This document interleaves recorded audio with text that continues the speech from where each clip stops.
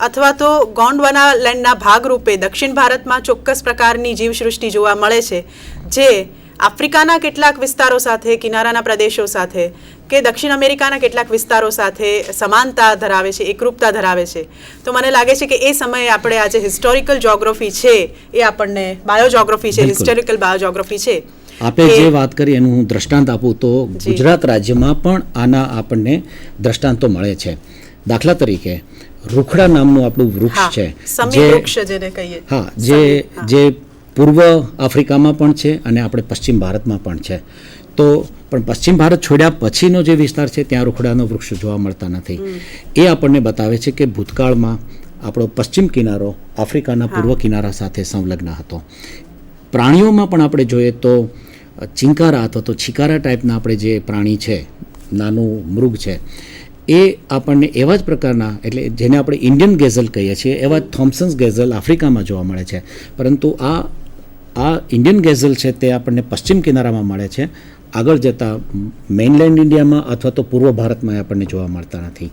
સિંહની દ્રષ્ટિએ પણ વાત કરીએ તો સિંહ આપણને સૌરાષ્ટ્રમાં છે, નર્મદાથી સાઉથમાં ક્યારે પણ સિંહ ગયા નથી. તો આ જે હિસ્ટોરિકલ બાયોજ્યોગ્રાફીનો સંદર્ભથી આપણને આ બધી માહિતી મળે છે તે આપણી આજની પરિસ્થિતિ આવી શા માટે છે તે સમજવામાં મદદરૂપ થાય છે. એ સમજવાથી આપણે આપણા જીવસૃષ્ટિ સાથે હવે આપણે એને કન્ઝર્વેશનની દ્રષ્ટિએ કઈ રીતે આપણે એને કરવું જોઈએ, અથવા તો જીવસૃષ્ટિનો ઉપયોગ કરવો હોય અથવા ઇકોસિસ્ટમ્સનો ઉપયોગ કરવો હોય તો કેવી રીતે કરવો જોઈએ એની આપણને સમજણ આનાથી વધારે મળે છે. હવે બાયોજ્યોગ્રાફિકલ યુનિટ્સ, જેમ આપણે પોલિટિકલ જો વાત કરીએ આપણા જ્યોગ્રાફીની, તો દરેક ખંડમાં રાષ્ટ્ર છે, રાષ્ટ્રની અંદર પછી કાં તો સ્ટેટ અથવા પ્રોવિન્સીસ છે, એવી રીતે હાયરાર્કિકલ પોલિટિકલ યુનિટ્સ છે. પ્રોવિન્સમાં પછી ડિસ્ટ્રિક્ટ્સ છે, બ્લોક્સ છે, આવી હાયરાર્કી આપણે જાણીએ છીએ. તો બાયોજ્યોગ્રાફીમાં પણ આપણે હાયરાર્કિકલ યુનિટથી આપણે અભ્યાસ કરીએ છીએ. સૌથી પહેલું જે પૂરા વિશ્વ સ્તરે જે યુનિટ છે બાયોજ્યોગ્રાફીનું તે બાયોસ્ફિયર છે. બાયોસ્ફિયર એવું એક સ્ફિયર છે, એવું એક આવરણ છે જે પૃથ્વી પરનું આવરણ કે જ્યાં સજીવો અસ્તિત્વ ધરાવે છે. પછી એ સમુદ્રનો પેટાળનો ખૂબ જ ઊંડાણનો વિસ્તાર હોય કે માઉન્ટ એવરેસ્ટ જેવા પર્વતો ઉપરનો વિસ્તાર હોય. બાયોસ્ફિયર્સને વિશ્વ સ્તરે ઇકોઝોન, બાયોમ, ઇકોરિજિયન્સ, ઇકોસિસ્ટમ્સ અને બાયોટોપ એવી રીતે ઉતરતા ક્રમમાં આપણે વિભાજિત કરી અને ક્લાસિફાઈ કરીએ છીએ અથવા તો વર્ગીકૃત કરીએ છીએ. આ જે સાયન્સની એનાલિટિકલ સ્કિલ છે એ એનાલિટિકલ સ્કિલથી જ્યારે બાયોજ્યોગ્રાફીમાં આપણે વધારે ઊંડાણપૂર્વક વાત કરીએ તો પૃથ્વીને પહેલાં એક જ યુનિટ તરીકે, પૂરા બાયોસ્ફિયર તરીકે આપણે વર્ણવ્યા પછી એમાં જે જુદા જુદા જે ઘટકો બને છે એને સમજવા માટે સૌથી પહેલાં આપણે ઇકોઝોનમાં આપણે ડિવાઈડ કરીએ છીએ. અહીંયા હું એક કહી દઉં કે જેમ જેમ વિજ્ઞાન આગળ વધે છે તેમ આ ટર્મિનોલોજી ઇકોઝોન, બાયોમ અથવા ઇકોરિજન્સ એ ટર્મિનોલોજીના જુદા જુદા ઉપયોગ થઈ રહ્યા છે. ટૂંકમાં વાત કરું તો અત્યારના જે આપના સ્ક્રીન પર આપ જોઈ શકો છો તે હાયરાર્કીનો ઉપયોગ બાયોજ્યોગ્રાફીમાં કરવામાં આવે છે. વિશ્વ સ્તરે બાયોસ્ફિયર, પછી મોટા ખંડીય સ્તરે અથવા તો ખંડ કરતાં પણ વધારે મોટા સ્તરે ઇકોઝોન, બાયોમ્સ, ઇકોરિજન્સ, ઇકોસિસ્ટમ્સ અને બાયોટોપ આ જાતના યુનિટનો ઉપયોગ કરવામાં આવે છે. આપણે વિશ્વને જુદા જુદા સ્ફિયર્સથી ઓળખીએ છીએ. એનો પૃથ્વીનો જે અંદરનો કોર અથવા તો મેન્ટલનો ભાગ, લિથોસ્ફિયર,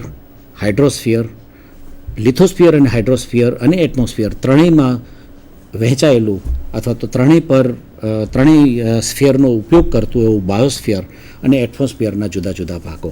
આ રીતે આપણે આપણા અર્થ સાયન્સના ભાગરૂપે આપણે આપણી પૃથ્વીને ઓળખીએ છીએ.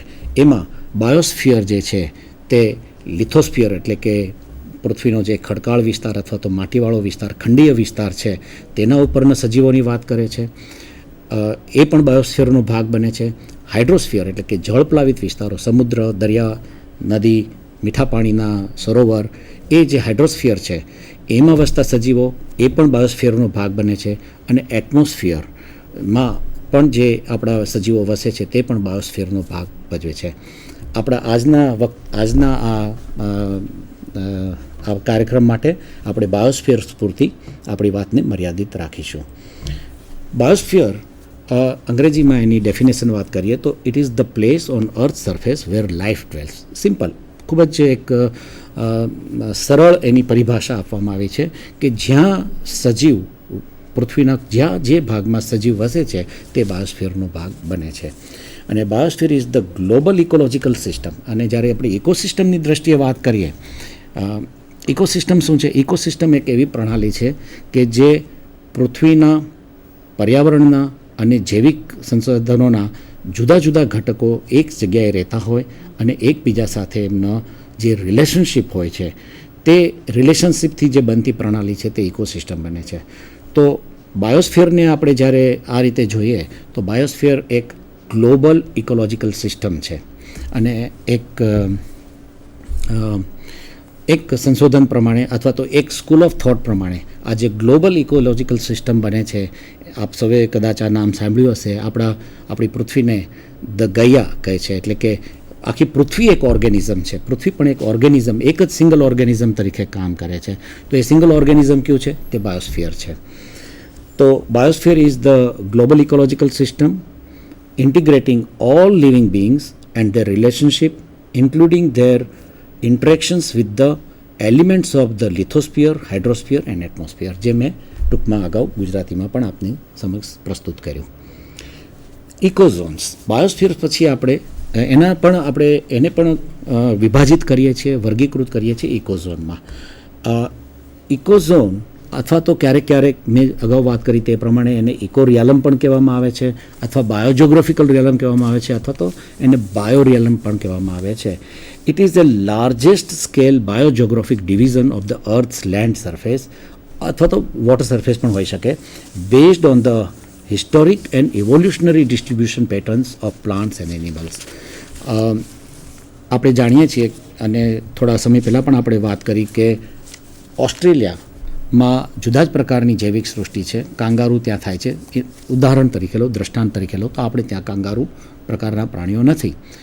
તો આ જે આપણને જુદા જુદા જીવ સમૂહો જોવા મળે છે તેના આધારે બાયોસ્ફિયરને આપણે જ્યારે વિભાજિત કરીએ છીએ તો એને આપણે ઇકોઝોન્સ, મોટા ઇકોઝોન્સમાં આપણે વિભાજિત કરીએ છીએ. ધીસ ઇકોઝોન્સ શેને રેપ્રેઝેન્ટ કરે છે? Ecozones represent large areas of the earth surface where plants and animals developed in relative isolation. એટલે કાંગારૂ જે જગ્યાએ વિકાસ ઉદ્ભવ્યા એ આપણા કરતાં, એટલે ગોંડવાના કરતાં જુદા જ વિસ્તારમાં, અથવા તો એ જ્યારે ખંડો એકબીજાથી દૂર થયા અને પછી જે ઉત્ક્રાંતિમાં જે સજીવો આવ્યા તે દ્રષ્ટિએ આ બે સજીવ સમૂહો વચ્ચે કોઈ સંબંધ નથી. આફ્રિકાના અમુક સજીવો સમૂહો છે તેના એશિયાના સજીવ સમૂહો સાથે સંબંધ નથી. તો એ ક્રાઇટેરિયાથી, એ પરિમાણોથી આપણે જે વિભાજન કરીએ છીએ તે પૃથ્વીના વિભાજનને આપણે ઇકોઝોનમાં વિભાજિત કરીએ છીએ. બાયોજોગ્રાફીની આ વિભાવના અને એના સાયન્સ વિશેનું થોડુંક ઇન્ટ્રોડક્શન થયા પછી આપણે બાયોજોગ્રાફી ઓફ ઇન્ડિયા વિશે વાત કરીએ તો સૌથી પહેલાં ભારત રાષ્ટ્રની બાયોજોગ્રાફી, એના જે બેઝિસ છે તે શું છે એ આપણે જાણીએ. એટલે એના માટે આપણે ભારત રાષ્ટ્રની જેના જૈવિક સંસાધનો છે અથવા તો લાર્જ સ્કેલ ઇકોસિસ્ટમ્સ છે તેને પહેલાં આપણે સમજીએ. આ જે વિશ્વ સ્તરે જે ઇકોઝોન આપણે જુદા પાડીએ છીએ એમાં ભારતનો મોટા ભાગનો વિસ્તાર ઇન્ડો મલાય ઇકોઝોન, એટલે કે ઇન્ડો અને ભારત અને જે અત્યારના આપણે પોલિટિકલી જેને સાઉથ એશિયા અને સાઉથ ઇસ્ટ એશિયા કહીએ છીએ, એ સાઉથ એશિયા અને સાઉથ ઇસ્ટ એશિયા એ બંનેથી જોડાઈને જે ઇકોઝોન બને છે તે ઇન્ડો મલાયા ઇકોઝોન છે. એ ઇન્ડો મલાયા ઇકોઝોનનો મોટાભાગનો ભાગ ભારતનો એમાં આવે છે. જ્યારે હિમાલયાથી ઉપરનો ભાગ એ ખાસ કરીને પેલિયાર્ટિક ઇકોઝોનમાં આવે છે, જે યુરોપના જેવું ત્યાંનું વાતાવરણ છે, ત્યાંની ભૌગોલિક પરિસ્થિતિ તેવી છે, ત્યાંની સજીવ સૃષ્ટિ પણ તેના જેવી છે. દાખલા તરીકે કોનિફરસ ફોરેસ્ટ છે, અથવા તો એ પ્રકારના પ્રાણીઓ છે, સ્નો લેપર્ડ્સ છે, આ જાતના પ્રાણીઓ છે એ આપણને એ વિસ્તારમાં. તો ભારતના રાષ્ટ્રનો એક નાનો ભાગ છે તે પેલિયાર્ટિક ઇકોઝોનનો પણ ભાગ છે. આ ઉપરાંત 2000 કે 2500 મીટરથી ઉપરનો જે વિસ્તાર છે એને આપણે ઇન્ડો મલયાન અને પેલિયાર્ટિક ઝોન વચ્ચે, એટલે હિમાલયાઝમાં 2000 મીટર્સથી નીચેનો ભાગ છે એને ઇન્ડો મલયાન ઇકોઝોનનો ભાગ ગણવામાં આવ્યો છે, અને 2000 મીટર્સથી ઉપરનો ભાગ છે જે યુરોપિયન અથવા તો પેલિયાર્ટિક ઝોન જેવો છે, તો એને એ વિસ્તારનો ભાગ ગણવામાં આવ્યો છે. આપણી જે બાયોડાયવર્સિટી છે, પૂરા વિશ્વમાં 18 મેગા બાયોડાયવર્સિટી રાષ્ટ્રો ઓળખવામાં આવ્યા છે. એ 18 મેગા બાયોડાયવર્સિટી રાષ્ટ્રમાંનું ભારત એક છે. એટલે કે જૈવિક સંસાધનોની દ્રષ્ટિએ, જૈવિક વિવિધતાની દ્રષ્ટિએ, જૈવ વૈવિધ્યની દ્રષ્ટિએ ભારત ખૂબ જ સમૃદ્ધ છે. અને એ સમૃદ્ધિ જે છે એ બાયોડાયવર્સિટી છે તે આપણી બાયોજિયોગ્રાફીને પણ ડિફાઇન કરે છે. તો આ બાયોડાયવર્સિટી શું છે? આપણી જે બાયોડાયવર્સિટી છે તે પૂરા જે વિશ્વના સસ્તન વર્ગના પ્રાણીઓ છે તેના 7.6% જેટલી જાતિઓ ભારતમાં વસે છે. પક્ષીઓની જાતો જે પૂરા વિશ્વમાં છે એની 12.6% જેટલી વસ્તી આપણા ભારતમાં વસે છે. એ જ રીતે સરીસૃપ વંશના પ્રાણીઓ જે પૂરા વિશ્વમાં જેટલી જાતિઓ ઓળખવામાં આવી છે તેની લગભગ 6.2% જાતિઓ ભારતમાં વસે છે. ઉભયજીવી પ્રાણીઓ એ પૈકીના લગભગ પૂરા વિશ્વના 4.4% એમ્ફીબિયન આપણા ભારતમાં વસે છે. પૂરા વિશ્વમાં જે ફિશ ઓળખવામાં આવી છે અત્યાર સુધીમાં એના 11.7% ફિશની જાતિઓ ભારતમાં છે. ફ્લાવરિંગ પ્લાન્ટ્સ, આપણે નોન ફ્લાવરિંગ પ્લાન્ટની પણ વાત કરી શકીએ, પણ ફ્લાવરિંગ પ્લાન્ટને જ ખાલી એક ઇન્ડિકેટર તરીકે લઈએ, 6% જેટલા ફ્લાવરિંગ પ્લાન્ટ્સ આપણા ભારતમાં વસે છે. આટલી સમૃદ્ધ બાયોડાયવર્સિટી ભારતમાં વહેંચાયેલી છે. અને ભારતમાં પણ એના પણ જુદા જુદા વિસ્તારોમાં જુદા જુદા પ્રકારની જૈવિક વૈવિધ્ય અને જૈવિક સૃષ્ટિ આપણે જોઈ શકીએ છીએ. આ જે ભારતનું વર્ણન છે ઇકોઝોનના સ્વરૂપે, એટલે કે એનો વિશ્વ સ્તરે જે એનું ક્લાસિફિકેશન કરવાનું છે તેના સંદર્ભમાં અને બાયોડાયવર્સિટી સંદર્ભમાં, એ આપણો ભારતની બાયોજિયોગ્રાફિકલ ક્લાસિફિકેશન માટે અથવા તો ભારતની બાયોજિયોગ્રાફીને સમજવા માટે બેઝિસ બને છે, આધાર બને છે. ભારતના બાયોજિયોગ્રાફિકલ ક્લાસિફિકેશન અથવા તો ડિસ્ક્રિપ્શન આપવાનું સૌથી પ્રથમ કામ 1988માં વાઇલ્ડલાઇફ ઇન્સ્ટિટ્યૂટ ઓફ ઇન્ડિયાના શ્રી રોજર્સ અને પવાર દ્વારા કરવામાં આવ્યું છે. 1988માં એમણે સૌથી પહેલાં 10 બાયોજિયોગ્રાફિક ઝોન્સ અને 25 બાયોજિયોગ્રાફિક પ્રોવેન્સીસ આઈડેન્ટિફાઈ કર્યા હતા. એ જ કામને આગળ જતાં 2002માં રિવાઇઝ કરવામાં આવ્યું. સાયન્સ આગળ વધે છે, વિજ્ઞાન આગળ વધે છે, વધવું જોઈએ તે પ્રમાણે 2002માં ફરી એનો રિવ્યૂ કરી અને કરવામાં આવ્યું. તો 10 ઝોન્સ છે તે 10 ઝોન એમને રહ્યા છે, પરંતુ 26 પ્રોવેન્સીસ બનાવવામાં આવ્યા છે. આ ક્લાસિફિકેશન, આ વર્ગીકરણ જે કરવામાં આવ્યું હતું તેમાં જે ફેક્ટર્સ ઉપયોગમાં લેવામાં આવ્યા, જે ક્રાઇટેરિયા, જે પરિમાણો ઉપયોગમાં લેવામાં આવ્યા તે મુખ્યત્વે ઓલ્ટિટ્યૂડ એટલે કે ઊંચાઈ, ટોપોગ્રાફિકલી જે ઊંચાઈ છે તે, મોઇશ્ચર, હ્યુમિડ કન્ડિશન્સ કેવી કઈ જગ્યાએ છે, ટોપોગ્રાફી, રેનફોલ, પ્રેસિપિટેશન, આ જાતના જે જોગ્રાફિકલ ફેક્ટર્સ છે, જોગ્રાફિકલ એલિમેન્ટ્સ છે તેનો ઉપયોગ કરવામાં આવ્યો. અને જે જૈવિક સૃષ્ટિનું જે ડિસ્ટ્રીબ્યુશન છે, જેનું વિતરણ છે ભારતમાં, તેનો ઉપયોગ કરી અને આ ક્લાસિફિકેશન કરવામાં આવેલું છે.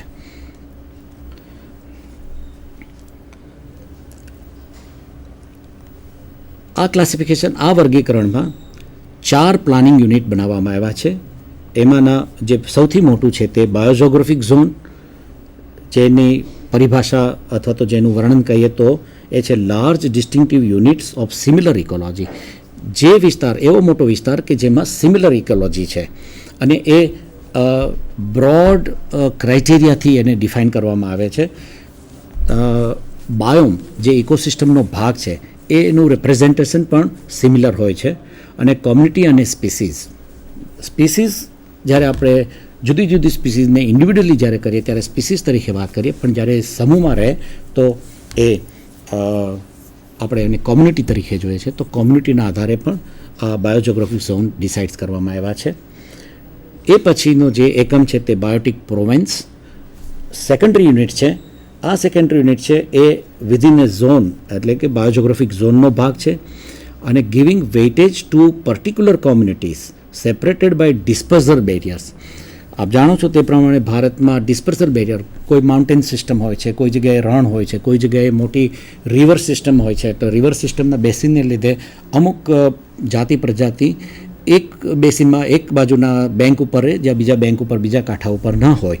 તો એ જે લાર્જ બેરિયર છે એનાથી જે એકમો જુદા પડ્યા તેને ધ બાયોટિક પ્રોવિન્સીસ તરીકે સેકન્ડ લેવલનું યુનિટ. અને પાઠક સાહેબ, મને અહીંયા એક વસ્તુ એડ કરવાની ઈચ્છા થાય કે જેટલું તમારે ટોપોગ્રાફીનું વૈવિધ્ય વધારે એટલી તમારે ત્યાં જૈવિક સૃષ્ટિની પ્રજાતિઓની સંખ્યા પણ વધારે એવું આપણે કહી શકીએ. બિલકુલ, એ બહુ જ અગત્ય છે. જેટલી diversity, geographical diversity, climatic diversity, eco climatic diversity, geographical એટલે કે ટોપોગ્રાફી પણ એમાં આવી ગઈ, એ જેટલી ડાયવર્સિટી હશે અને એના જે ડિસ્ટ્રીબ્યુશન હશે એટલા પ્રમાણમાં જુદા જુદા પ્રકારની સજીવને રહેવાની ક્ષમતા વધશે, સજીવ સૃષ્ટિને રહેવાની ક્ષમતા વધશે અને એટલા જ માટે આપણે જૈવિક સૃષ્ટિ આપણી સમૃદ્ધ છે. એટલા માટે જ ભારત છે એ 18 મેગા બાયોડાયવર્સિટી કન્ટ્રીમાંનું એક છે, એમાંનું એક છે. અને ત્યાર પછીના બે એકમ છે તે લેન્ડ રિજિયન અને બાયોમ. બાયોમ છે એ સ્મોલ ઇકોસિસ્ટમ્સ છે અથવા તો ઇકોસિસ્ટમ્સનો ભાગ છે. આપણે અત્યારના આજના આ કાર્યક્રમ માટે બાયોજોગ્રાફિક ઝોન અને બાયોટિક પ્રોવિન્સ સુધીની બાબત આપણે સમજવાનો પ્રયત્ન કરીશું. જે 10 બાયોજોગ્રાફિક ઝોન્સ આઈડેન્ટિફાઈ કરવામાં આવ્યા છે, મેં અગાઉ કહ્યું તે પરિમાણો પ્રમાણે, ક્રાઇટેરિયા પ્રમાણે, એ આ પ્રમાણે છે. સૌથી પહેલો છે ટ્રાન્સ હિમાલયા, જેમાં 2 પ્રોવિન્સીસ આવેલા છે. ટ્રાન્સ હિમાલયા છે તે પેલિઆર્ટિક ઝોનનો ભાગ છે.